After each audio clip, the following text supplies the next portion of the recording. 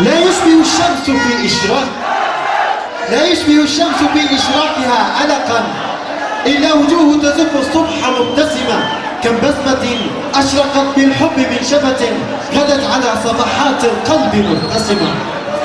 نرجو من الحضور الجلوس في أماكنهم لنشاهد الآن فقرة رائعة يقدمها طلاب رواد اليمن. الفقرة تسليم الراية.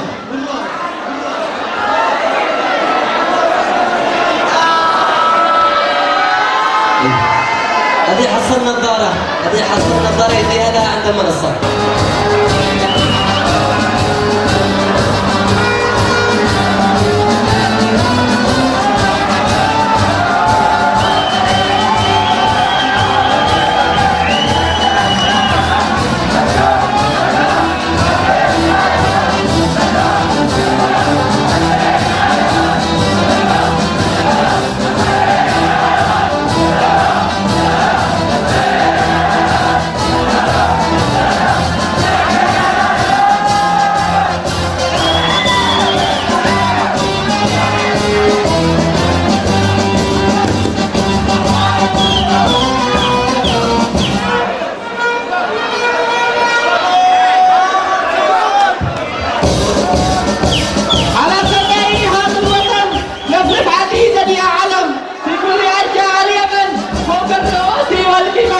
نعاهد كطول الزمن تبكى مجللا معظما.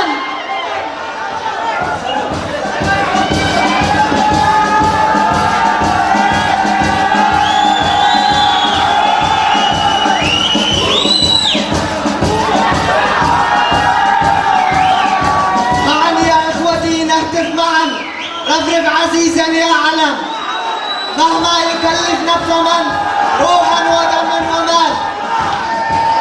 قولوا معي تحيا اليمن وأنت شاهدا يا علم. الثورة الوحدة، تحيا الجمهورية اليمنية، تحيا الجمهورية اليمنية، تحيا الجمهورية اليمنية. ونحن طلاب الصف الثالث الثانوي نتشرف بتقديم راية القدر والعلم والمعرفة للدفعة الثانية من الصف الثاني الثانوي، فكونوا علما عاليا لرواد اليمن وحماة لهذا الوطن وروادا للقيم. يا طلاب رواد اليمن فحافظوا عليها وصونوا الأمانة وخذوا بحقها. وما حقها؟ الجد، الاجتهاد، التحصيل، الهمة العالية، الإرادة الفولاذية التي لا تعرف التمدد ولا الانكماش من أجل رفع راية العلم عالية.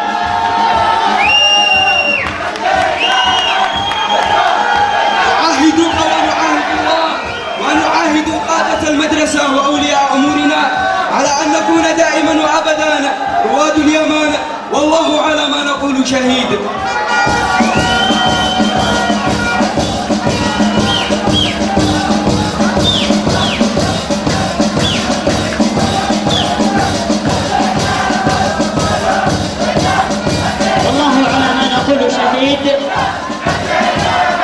الدفعة الأولى من مدارس رواد اليمن في مراسيم تسليم الراية للدفعة الثانية والدفعة التي ستكون متميزة من الصف الثاني ثانوي.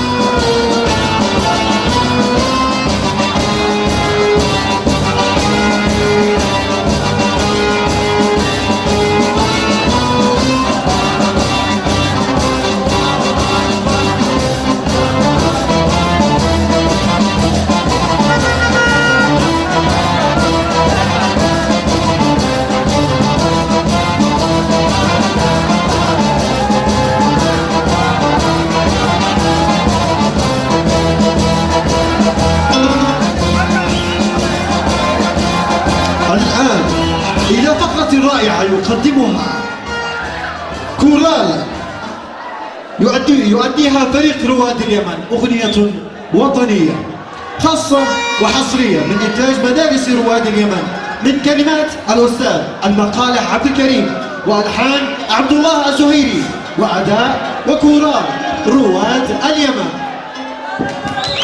أنا اليمني محمد.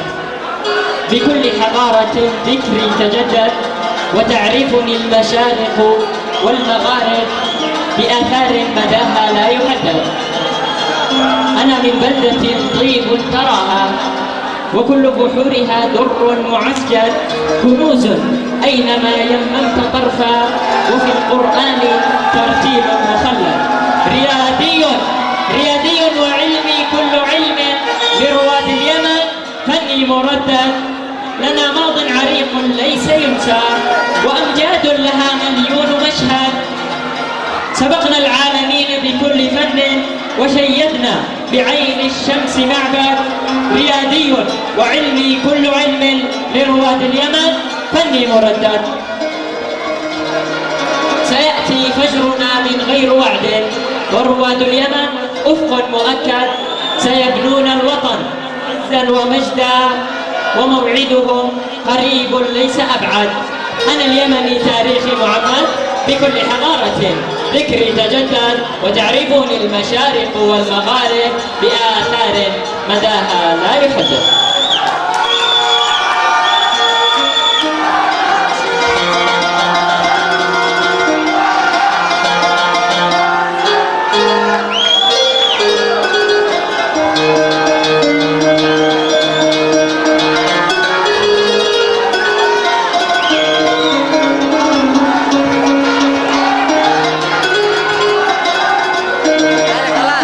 أنا يمني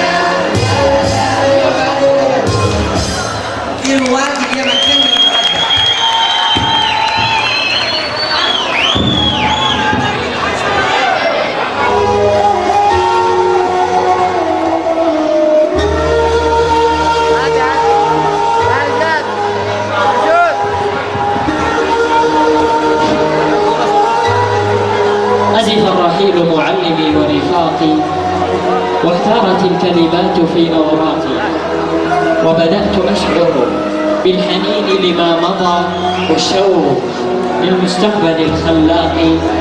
جدران هذا الصرح أسمع حزنها وأرى عبور الغيم في الآفاق. بقي الكثير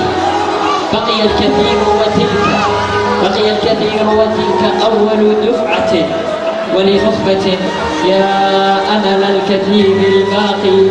حفل تخرجي أن نعاهدها على الإحسان والإيمان والأخلاق، وبأن أعيد إلى السباق حضارته كانت تقود الكون ذات سباق. أمي أقول لك الصباح محبة يا كل من سهر على الإطلاق، فلأنت مدرسة تجف عروقها لتعد شعبا طيب الأعراق. وأبي أحبك يا أبي مقدار ما آويت بالحب والإشفاق. ومعلمي ماذا أقول وما الذي يوفيه من قلمي ومن أوراقي. كالغيم ينفق كل روحه كي أعتوي بالعلم والأخلاق. تخرج الرواد من مدارسنا التي تفيض مثل النور في الأعماق. إليك مدرسة الختام تحية كي أعتلي وطنا بحلم الإشراق. سلام. إذا إلى الفقرة الوطنية الرائعة من الزهرات، زهرات مدارس رواد اليمن. حي الأوائل. وشكر وتقدير للأستاذ المنشد الرائع حميد العطاوي.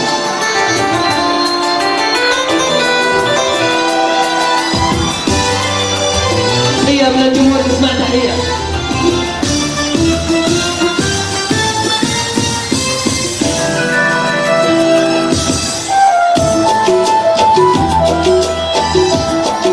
وين الصفقة يا جمهور؟ وين التشجيع من الجمهور؟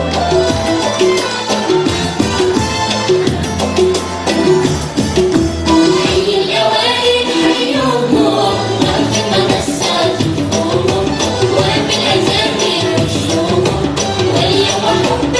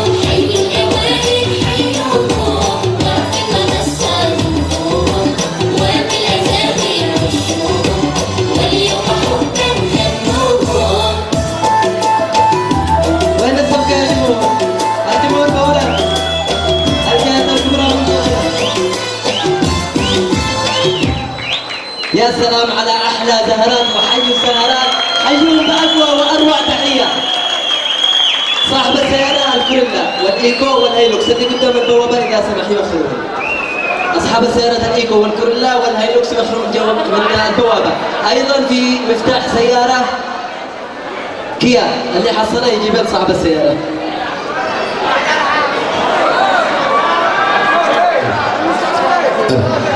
الأخوة الحاضرين لو سمحتوا، صاحب السيارة الهيلوكس الذي مجنب أمام البوابة والكوريلا والإيكو لو سمح يوخر السيارة. صاحب السيارة الهيلوكس الذي أمام البوابة.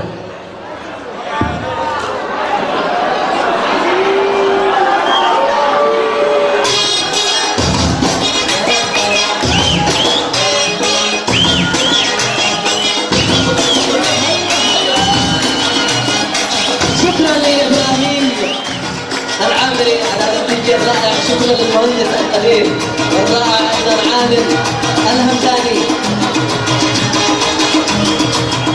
والى فقره التكريم.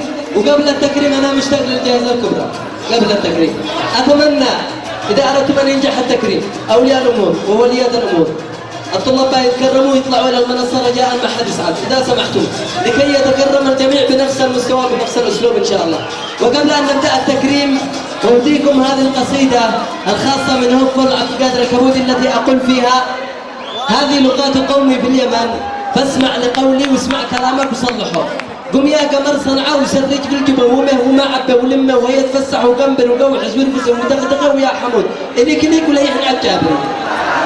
أما تعال أنا بصبر ما نسأله والمغلقة من غلغلة الليل يلا تقرعوا حنترجش قبل القراف ومشتغل عندنا وش تخبطهم من عدن أني أسرقكم اسرح وهم قل لي مقهادره فديك أنا الصبح قاعلمه وقاع حسركم وبقي يشرب دمه.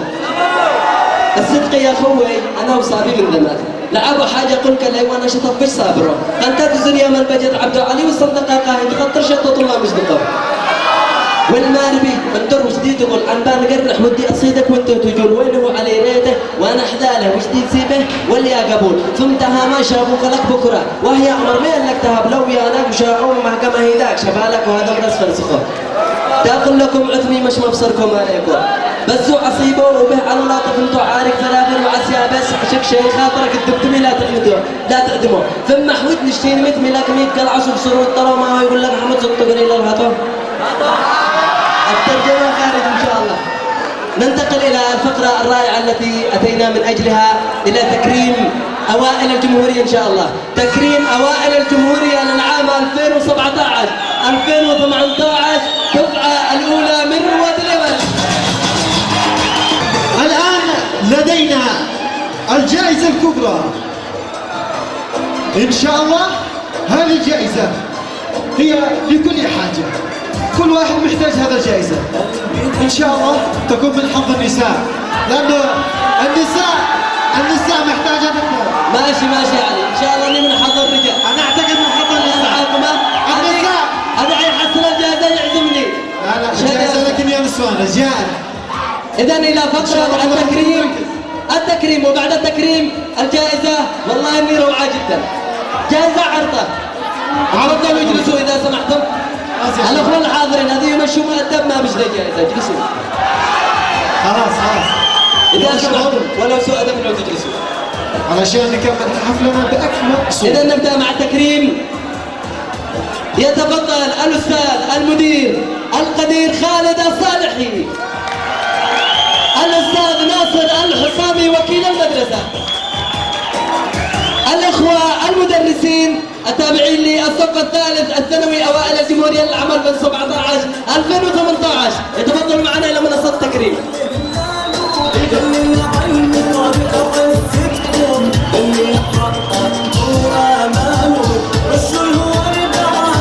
إذن إلى التكريم الطلاب الأوائل يسمعونا تتكرم نطلع على المنصة ونرجو من الجميع الجلوس في أماكنهم. شكرا لمعامل أيلول المعامل الرائدة في مجال التصوير الرائع جدا، الإمكانيات الرائعة والصور البشوشة والعنوان. إذا نبدأ بتكريم طلاب أوائل الجمهورية للصف الثالث الثانوي دفعة رواد اليمن. المركز الأول على الدفعة الطالب محمد منير الخراساني. تحية للطالب محمد منير. نسمع تحية من الجمهور وين؟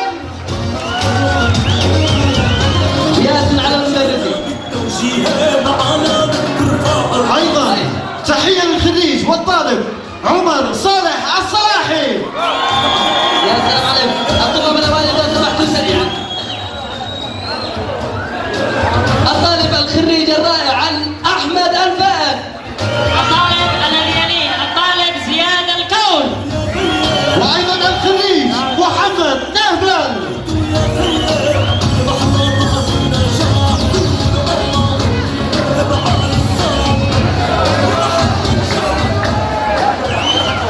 الخريج الرائع أحمد رشيد العليمي.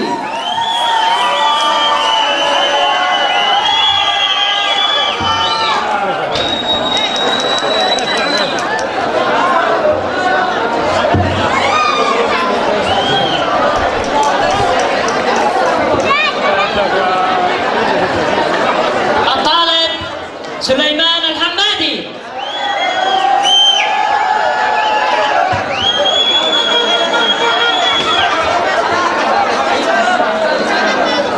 الرجاء من أولياء الأمور الانتظام معنا رجاء. لا الخليج. تعالوا المنصة. ليث الشيباني.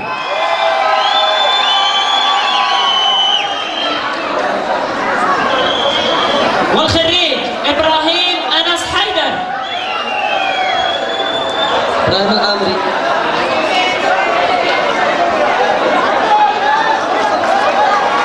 إذا حان الآن موعد وأذان صلاة الظهر. أيضا الطالب والخريج معاذ منصور الحشيشي.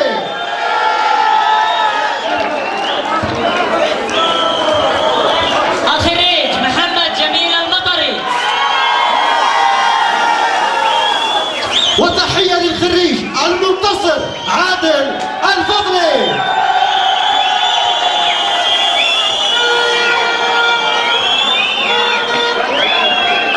الطلاب الخريجين يترتبوا في المنصة. وكذلك الخريج زياد الكون.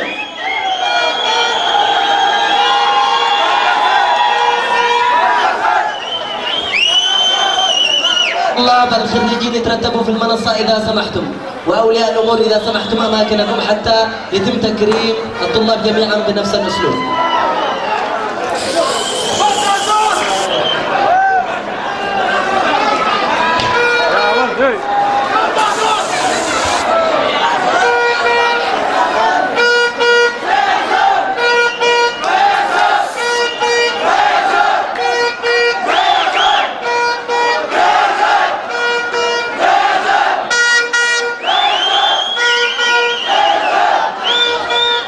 الخريج فارس القدسي.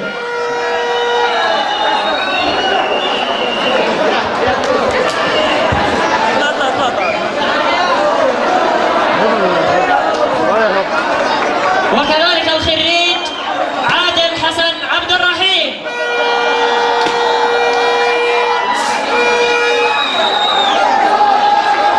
إذا نتوقف عن التكريم حتى يرجع أولياء الأمور أماكنهم. نتوقف عن التكريم حتى يرجعوا أماكنهم إذا سمحتم. التكريم موقف بسببكم.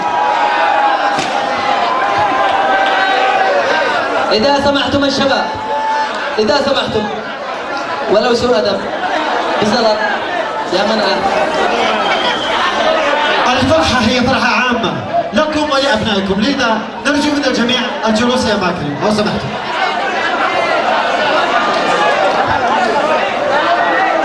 إذا سمحتم يا شباب بزلط بجاه الله.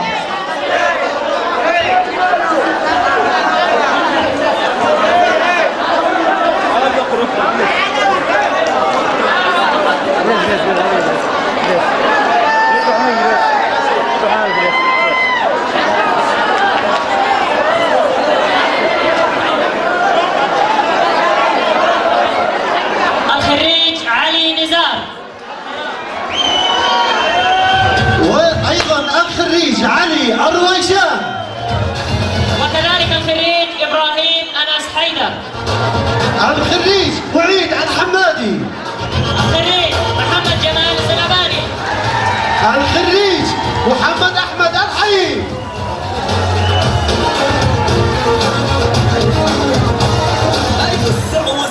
وين الصفقة يا شباب؟ يلا شباب يلا. وين التحية؟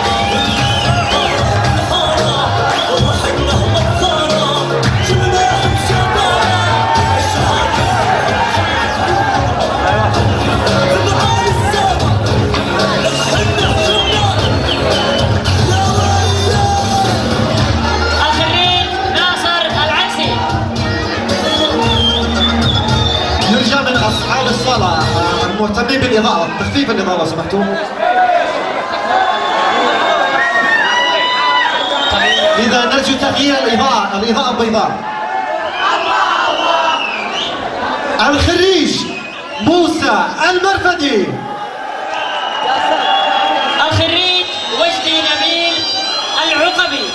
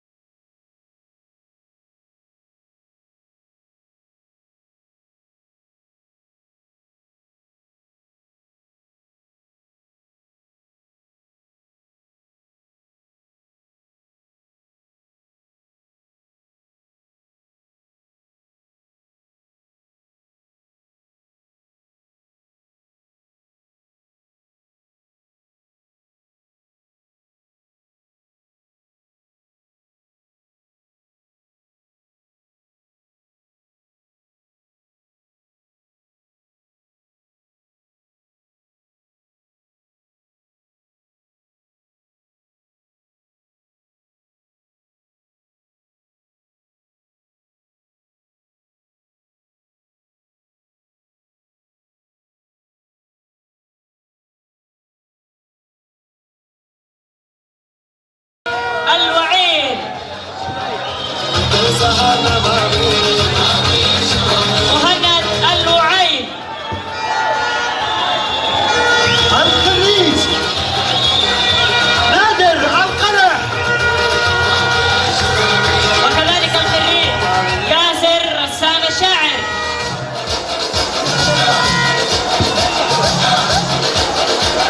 الخريج عدنان أنعم. الخريج سليم غالب.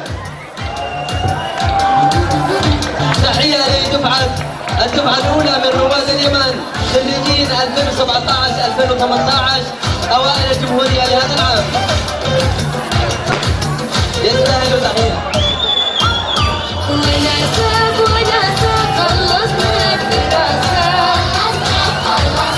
الخريج خالد العباسي.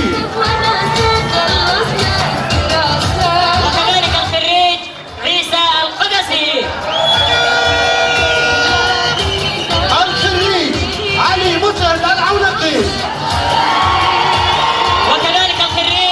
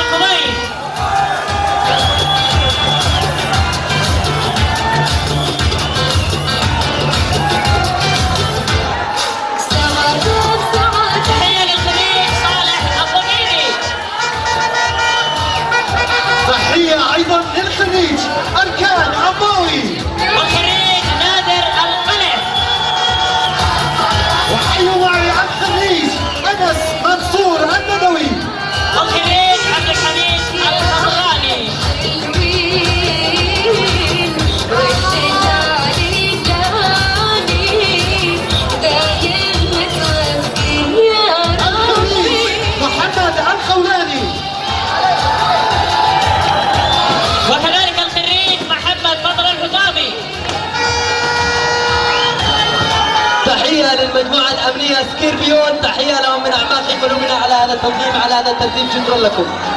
تحية للخريج علي قائد الجبل. وتحية للفنان والرسام المبدع والمتألق الخريج لؤي الفزعي.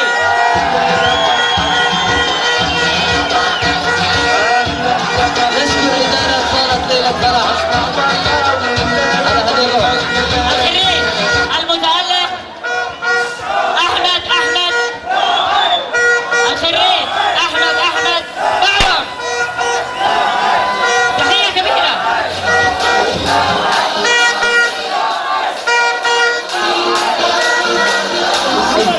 تحية للخريج أحمد بعوم. شكرا لرعاة هذه الاحتفالية ممثلة في إخوان بعوم ومعامل أيلول. وكيكرز للأزياء، وأيضا شركة توكس، ولا ننسى معامل أيلول. وأيضا الشكر لرعاة أيضا هذا الاحتفال ضيف الله حسن. الخريج سعيد العبسي. وتحية للخريج أسامة الصغير. خريج الطالب أيمن الغوثي. الخريجين يرجعوا شوية بس على كثرة الصورة الجماعية، يرجعوا قليلا. وتحية للخريجين عبد الواحد الجعدي. يرجعوا للخلف. وتحية للخريج محمد لطف الخوبري.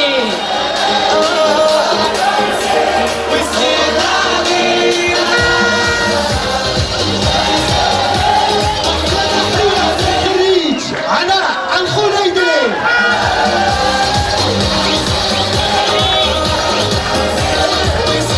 والخريج عبد العزيز الحاج.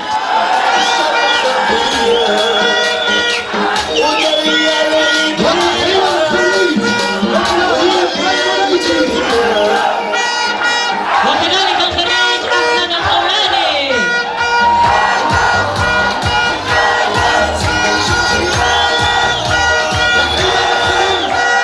شهاب الغرباني.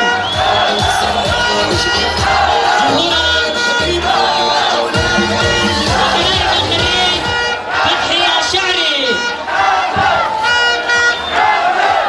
الخريج إبراهيم النموشي. والخريج حيدر الضرافي.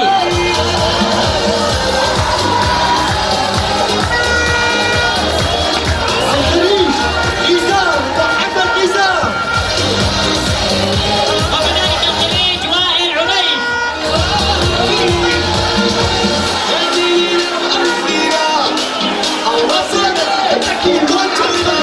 الخريج وائل الوصابي. وكذلك الخريج ياسين الوصابي.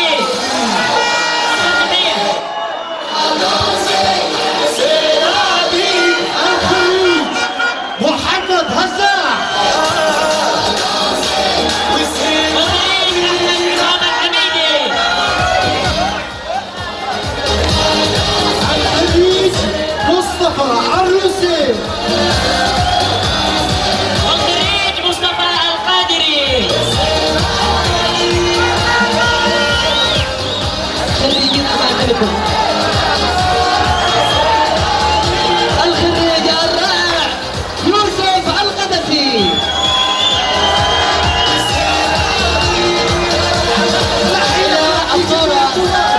إلى الصورة القضائية الخاصة بخريجين دفعة رواد اليمن مع المدرسين والإدارة والكادر التربوي. رجاء الحاضرين التزموا أماكنكم. أيضا نكرر اسم الخريج أحمد عصام الحميدي. جمهورنا العزيز، المفاجأة الكبرى لا زالت بانتظاركم. المفاجأة الكبرى مفاجأة عطرة حصريا مقدمة من خريجين رواد اليمن لهذا العام. تركبوا المفاجأة. حتى الخريجين مش مدارين شيء. صح. انداري. إذا صورة جماعية ثم ننتقل إلى الجائزة. الجائزة الكبرى المقدمة من الدفعة الأولى من رواد اليمن.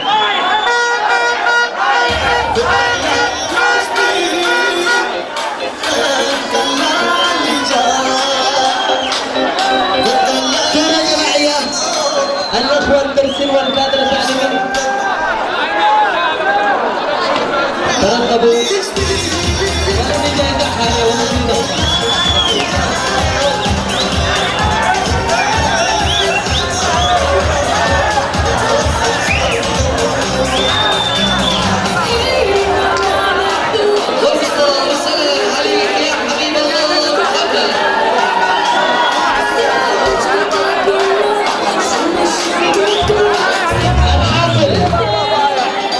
الحاصل على الجائزة الكبرى هو ولي أمر.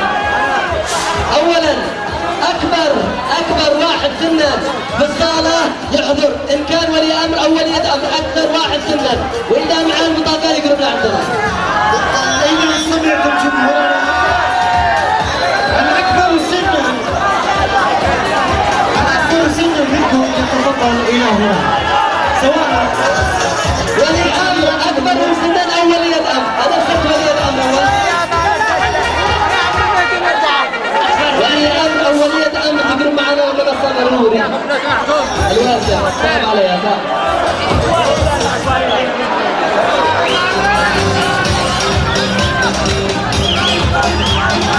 إذا أكبر ولي أمر أو ولي أمر يسعى دين وإذا كان على البطاقة يكون إذا لدينا الموضوع عندنا ولية أمر، باقي ولي أمر ولا ولية أمر أخرى أكبر من السنة عبد القادر معنا أيضا ولي أمر. ولية أمر كم عمرها؟ أنا مش أسمع. معنا ولية الأمر اللي معي أكبر منها. في أكبر منها. ولي أمر أكبر واحد سنا. ولية أمر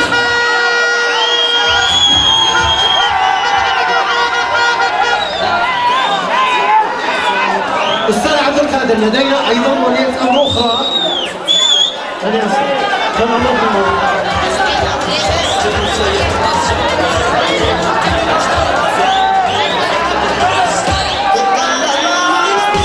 إذا لدينا ولية أمر في هذه الستينات. السنة عبد القادر تقيس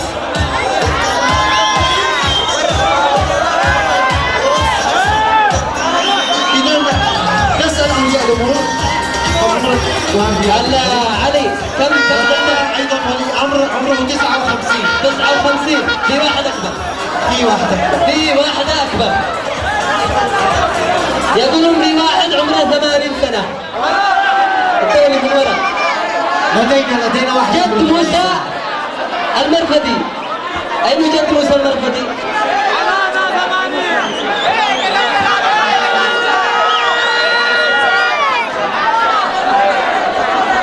الجائزة الكبرى تقدم لأكبر شخصية حضرت هنا في هذه الاحتفالية، أكبرهم سنا تقديرا لحضوره معنا وتشريفه لنا بحضوره في هذه الاحتفالية.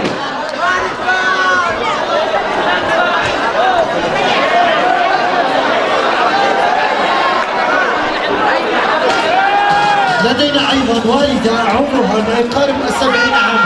إذا يا أستاذ علي معي واحد أكبرهم سنا. من هي؟ ولو عن تعبه انه يطلع على المنصة، لكن ان شاء الله الجائزات تغني عن ذلك ان شاء الله. حصلنا في نهاية الصالة ما رضاش يطلع معنا. أيضا السقف الأقصى من أولياء الأمور هو 80 سنة. حضر في بريطانيا. من هو أكبر من 80 سنة؟ فليتفضل إلى المنصة. من يا أستاذ؟ كم عمره يا أستاذ؟ أيضا يا أستاذ عبد القادر. يا أستاذ عبد القادر. الوالد 79 سنة. لدينا الوالد 80 سنة. تفضل يا والد. من تهني بهذه المناسبة؟ موسى، تحية لموسى. أيضا يا أستاذ عبد القادر لدينا ولي الأمر تكون مشي ذلك كم العمر؟ هذا جاب بطاقة جاهز. كم عمرك يا والد؟ أول شيء نسمع تحية لأولياء الأمور الذين حضروا معنا، تحية لهم.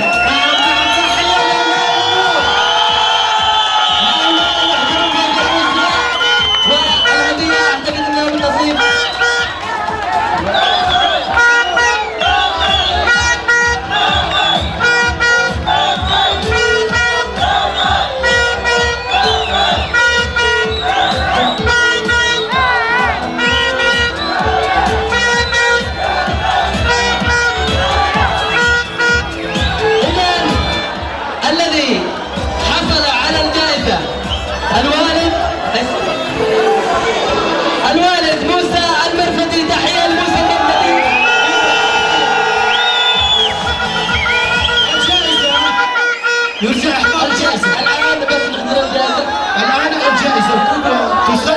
مساعدة موسى المخبز. الجائزة هي عبارة عن ما بس عند هذا صح؟ أنا بصراحة مش عارف